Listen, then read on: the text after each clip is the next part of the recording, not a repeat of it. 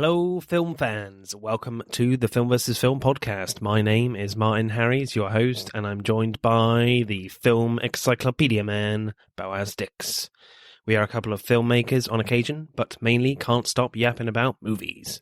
On this podcast, every episode we pick a topic from a film that's coming out at the cinema or on VOD. Myself and Boaz pick our favourite film from that topic, or team up against a guest and battle it out to decide which film will become the greatest film of all time. If you enjoy this podcast, please leave us a 5-star review and subscribe. Please enjoy part 2.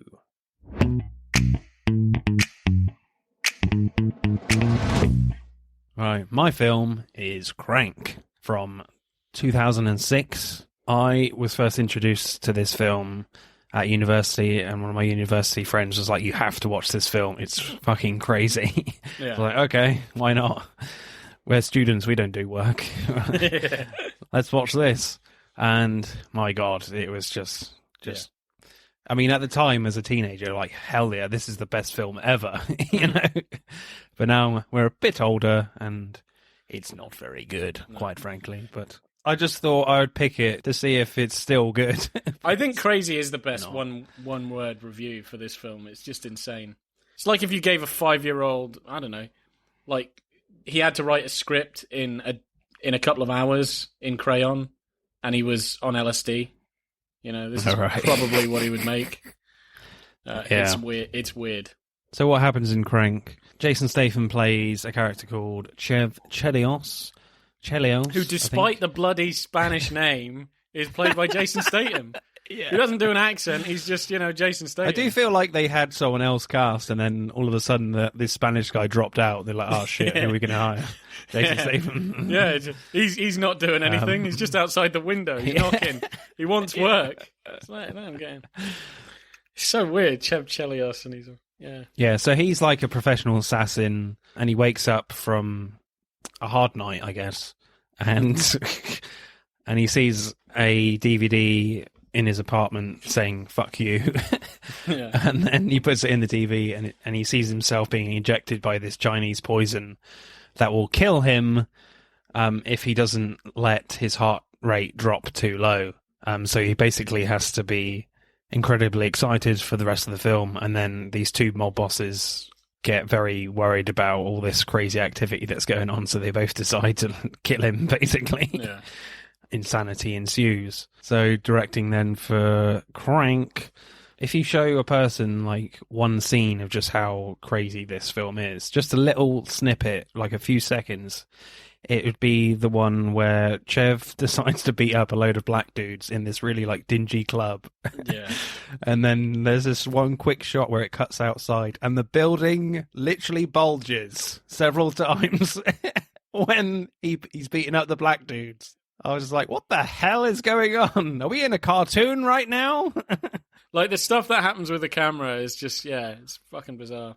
There's like audible subtitles, so stuff that they're talking about just shows up at subtitles on the screen randomly. Yeah. You've got all kinds of distortions, color effects. I quite like one clever moment where they cover up their low budget. I love it when like Chev drives through the mall and the camera just stays on him like side profile, and it's just like visual effects of the glass going past the camera, and past the car and past his face. It's just a clever way of doing it, and a funny way of doing it, actually, a way of not actually driving through a mall, just keep the camera on him while you do a little bit of visual effect. Yeah, that looks so fake. So you don't have to drive through a mall. So yeah, that whole mall scene looks so damn fake. Especially where the car is on the escalator. Yeah, CG's not great. I'm like, dude, that is fake. Yeah. Although there are a lot of scenes that just look fake, but I think that's what they were going for. They're just so insane. Yeah. I'll just spoil straight to the end. The thing that I thought looked just horrible. It was the finale of the film was the helicopter thing, where he's falling out of a helicopter. It's such a ridiculous scene. He bounces scene. Off the car. He bounces. It's like, number one, and he's still alive. He's fighting in a helicopter, and it just doesn't look quite right. He jumps out of the helicopter with him, strangles him. It still doesn't look real. And then he's falling, and it's just he's falling for ages while he's on the phone. Yeah, I mean, how high did they get? Yeah, it just doesn't make any goddamn sense. Like, did this helicopter go to space? You know, it's like... and then because he makes a phone call while he's falling. Yeah. And it's just like, you wouldn't be able to hear shit going that fast as well. You're like, he just looks like he's lying on a bed, just having a phone call. It was just such a... It's meant to be stupid, though. Like, none of it takes itself seriously. This is just... No, not at all. This is, if you think this is kind of an attempt at realism, you're sorely mistaken. This film is so unrealistic. It's kind of bizarre. But there are some moments of like really crazy creativeness, which I quite liked, actually. The moment I really liked near the end, it's kind of like a breaking the fourth wall moment as well that I've never really seen before. Chev is in an elevator. He's taking loads of drugs, There is a lot of drug use in this film.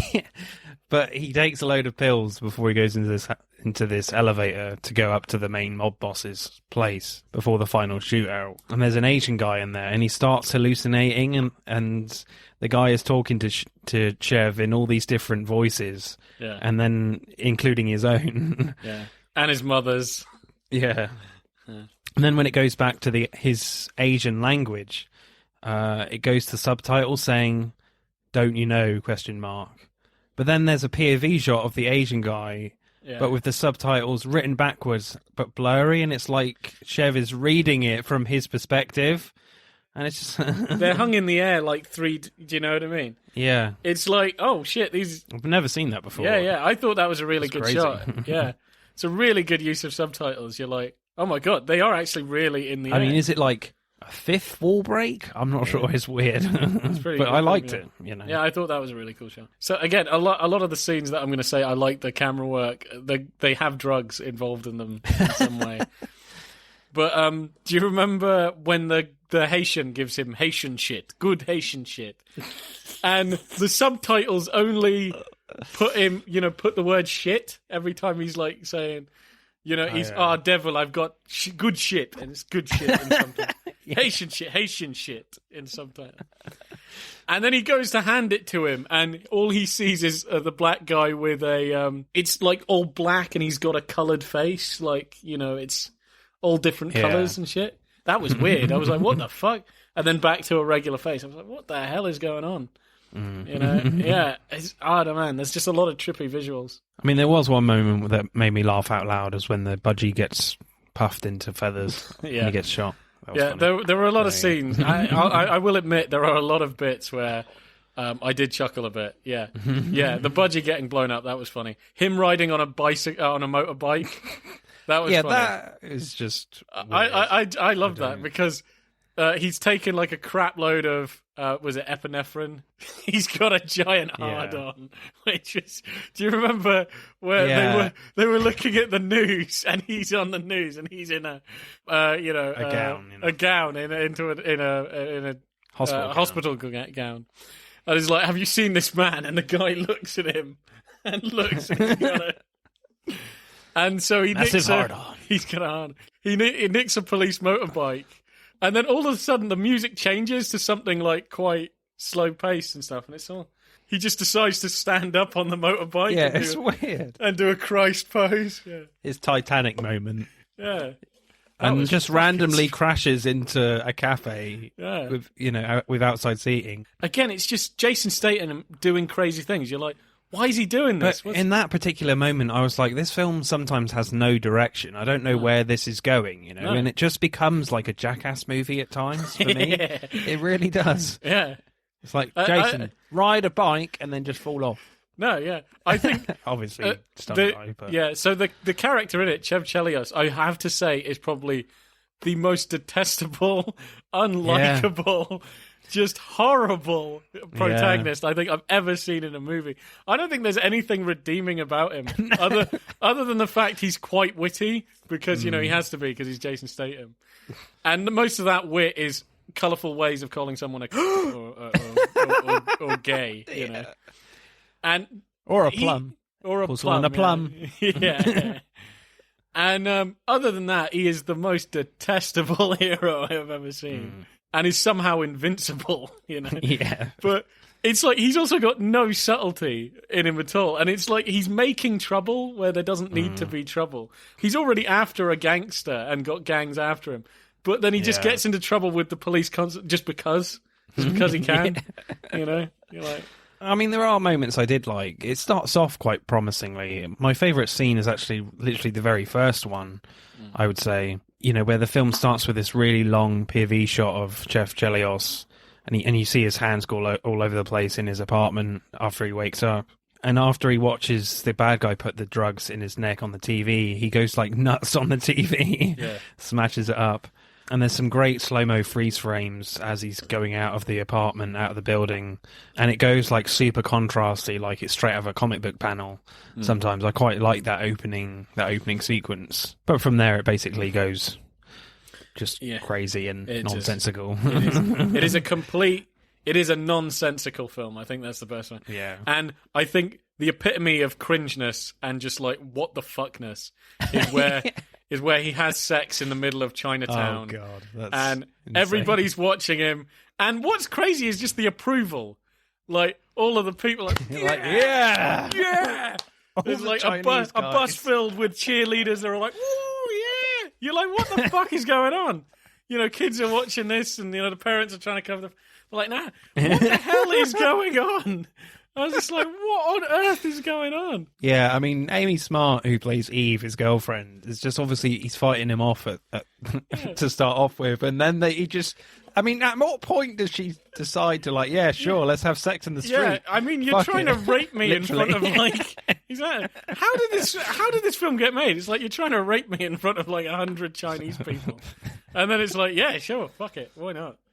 And I love it when Jason Statham is just shouting, I'm alive! I'm alive! Yeah. And everyone's cheering. It's so funny.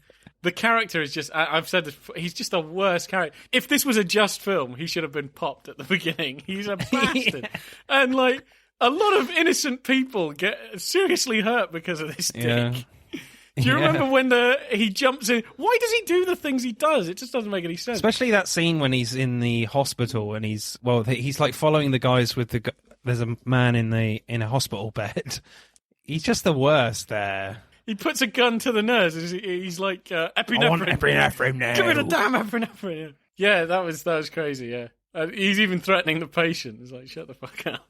What was a horrible bit that he did to the taxi driver, where he nicks his taxi? He was like, he's soaking wet, you know, from jumping into a swimming pool. Because, you know, of course he did. And, you know, his boss wants him dead and stuff. The guy's like, you're not getting in my cab like that. And he just pulls him out and goes, Al-Qaeda, Al-Qaeda. Oh, yeah. And a lot of people doggy.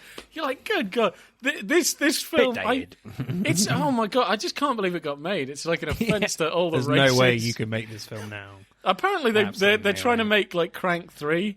I don't know how the fuck it's going to get made. Like, this film, this film is insane. I feel like Jason Statham has grown out of this phase now. You know, he's doing a lot of like big franchise stuff, so yeah. I don't think he would want.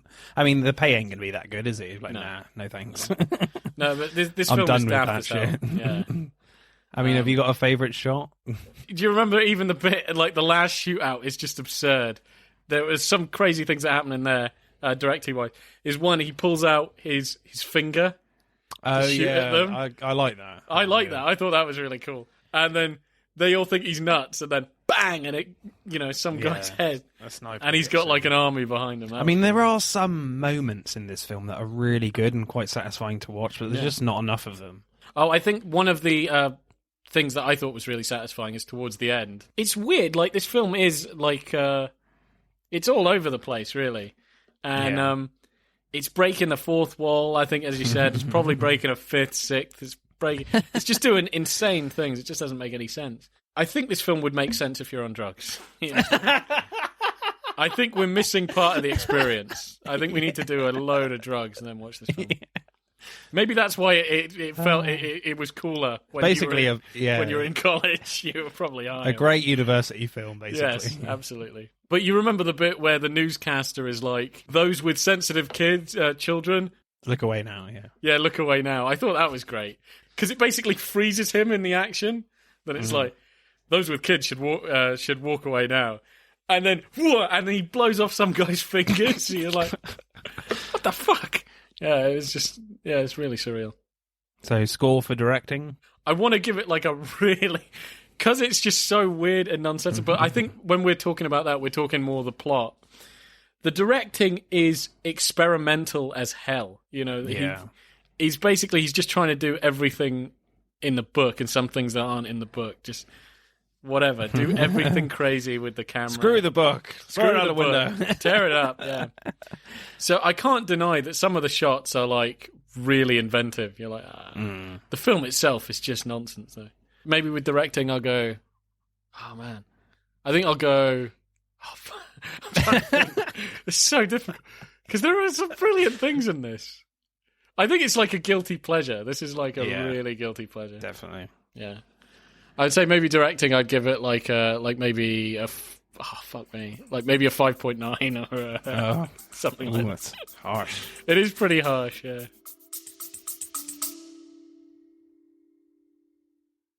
Hey, I'm James Lovino, and I'm here to tell you about Alternate Sides, a movie podcast with a twist. I've worked in the film business for 2 decades, but I haven't actually seen that many movies, and this has been driving my frequent collaborator, Sam, a self-confessed film snob, crazy. So every week, while he's stuck in his car trying to avoid getting a parking ticket, thanks to New York City's alternate side parking regulations, we discuss a classic film I've finally just gotten around to seeing. Alternate Sides, a new podcast about movies, parking, and a 25-year friendship, wherever you get your podcasts.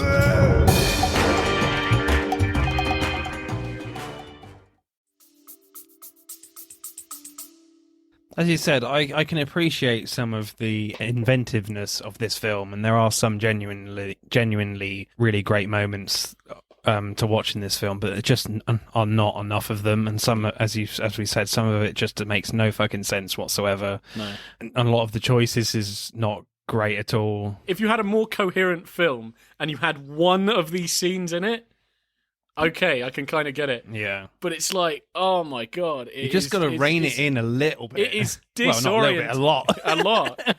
Like, what was it? We were talking about The Transporter being simple, easy to watch action film. This is about the same length as The Transporter. Yeah, and both 90 minutes pretty much. Oh man, this is hard to watch. I feel drained watching this film. Oh yeah, definitely. It takes all your mental energy to work out what the fuck's going on.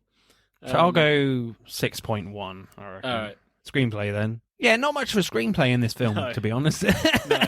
I think if there was a screenplay, he threw it in a blender, and whatever the hell came out is just like what they were able to piece together from the blended parts. It's like he wrote like an amazing script, and then someone accidentally put it in a blender, and then they're like, oh shit, what do we put it all together in the wrong order? Get sellotape. I think this makes sense. We got to shoot in 2 minutes. It's absolutely mental. They're basically mixing up the hospital scene with Statham on a bike. Yeah, let's be honest, the script ain't great at all. I mean, at one point, he learns from the doctor on the phone that he needs to keep moving around and, and keep his adrenaline up. So what does he do? He gets in a slow-moving taxi, and just sits in the back of a taxi. Yeah, and then he's like... Good idea. Then he's like fading. But his solutions are crazy, because he's like... Crank up the music, and he's trying to dance in the can. He's headbanging to "Achy Breaky Heart," which is quite funny. It's just so weird. And then when Chev steals a cop car, and the cop tries to hang on the back of it, I'm just like, what are you trying to achieve here? What are you trying to do other than make a cool stunt and with cool sparks going across the camera? Yeah. Other than that, it makes no sense. I will say this, it's like, if we go back a bit even to directing, there is a really cool car chase scene where he's shooting all these cars behind. But to me, I think it's ruined by the comedy of the situation, of he's getting head, It's just so weird. It's like, who the fuck thought of this? It's like, this isn't exciting enough for him. He needs to have head to it's like, oh man, you can't believe what you're seeing when you watch this film. You're like, what the hell is going on? But I mean, some of the lines are pretty funny, to be fair. I mean, so you know what I was doing? I was getting killed, you plum. Yeah. The fact that he calls someone a plum is genius. Yeah. I feel like that is from Statham himself. I like the bit where they corner him at a warehouse. They trick him to go to a warehouse, and they kill his friend. That weird friend he has. He's like a trans friend. Yeah, his trans friend. who was he's quite a strange character. Oh, do you remember when he was getting assaulted? His friend was getting assaulted by the bad guy's brother, and Jason Statham picks up his severed hand, which is attached to his gun, then shoots him in the brain, and then he goes, "Do you want to hold hands?" and throws him the hand. Yeah, that was grim. Yeah, he says before that when he chops his hand off, I was like, "Oh, how do you like that one, tough guy? How freaking awesome was that?" Then chops his hand off, and then there's like a freeze frame, like it's a film reel, Yeah. So I quite like that. It's one of these things. There are so many good shots, even when we were going to directing, but there's just so much craziness. It's just so much. When his friend calls him, he says, "Oh, what are you doing? Driving through a mall, cops chasing me." Yeah. Don't pop a blood vessel, you penis. Yeah. Do you remember when he was talking to his doctor? He was like, "Did you take the epinephrine?" He goes, "Yep." "You took the whole damn lot, didn't you?" "Yep." He's like, "You were only meant to take 1/10 of that. You're gonna die." "Yep." He goes, Is your heart beating fast?" "Yep." He goes, Is your mind a little cloudy? "Yep." "Have you got a raging hard on?" "Yep." It's just, oh man, it's so weird. It's just ridiculous. I like the bit where he was like, "What does it look like? I have the word written on my forehead," and like the word appears on his forehead. Yeah. I love some of the insults he gives the bad guy in this. "You haven't been right since your brother fucked you in 3rd grade." Yeah. "Oh, well, you got matching necklaces. You really are faggots, aren't you?" Oh, God. Yes. Bloody hell. It's horrible. Horrible stuff. I think my favourite line, though, is when he's on the phone to his girlfriend and he's like, "I've been fatally poisoned. There's a problem. There's probably a psychopath heading over there to torture you and kill you as we speak. But don't bother getting out of bed. I'll be there in a flash. Maybe you can throw me up a waffle or something." Oh, yeah, and then he uses a waffle iron to... Oh, yeah, burn his hands. There's too much mentalness in this film. Do you remember also like the line when he goes to that, the black gangsters and he's threatening the guy because he wants to know where? Yeah. And then he buys like a load of cocaine, but it's not enough. It's not enough for him. And he goes, "I know what I've got to do." "Well, what have you got to do, Frank?" "I got to beat your black ass." And then he's like, "Do you guys want some white meat?" You're like, what the fuck? Have you got a favourite line, though? Yeah, do I have written on my forehead? Oh, right. So what score would you give the screenplay? Oh, my God. I think when it comes to just, like, the one-liners from Jason Statham's character, probably a 10 out of 10. Yeah, I guess so. But, like, yeah, taken as a whole, I mean, the experimental directing is just a symptom of the absolutely... bonkers script. Bonkers script, man. It is. It's incomprehensible. It's as we said, so it's crazy. like at times it feels just like a Jackass film, and you're just waiting for all the crazy stunts, and then you get the story moves on. Yeah, exactly. Yeah, he goes from situation to situation. All these situations are completely unnecessary, but it's just like he's just an ass. And they're so weird, and even the people that he comes across are just so strange. It's just really, it's really trippy. Probably go like a 6 or something.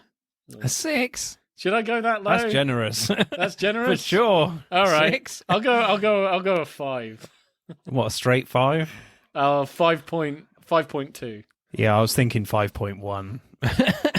Really, I think. It's not a great script at all, is it? Yeah. I mean, the only thing that really holds up with the script is some of the lines are funny. Some of them are ridiculously offensive. Yeah, I think the offensive ones are funny because you go, how on earth did this get made? You're like, yeah, Jesus Christ.